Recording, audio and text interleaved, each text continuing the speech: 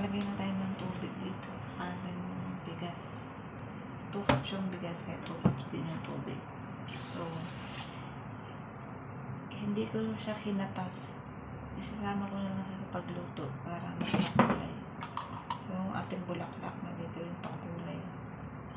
So, hindi ko lang alam kung ano ang magiging kulay nito kapag nilagyan ko siya ng... Lagi kasi ako naglalagay ng turmeric.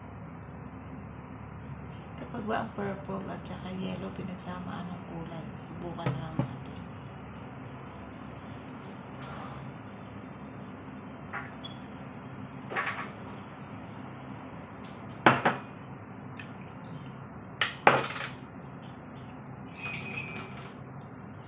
Dapat huwag ko na lang kaya mo nalagyan.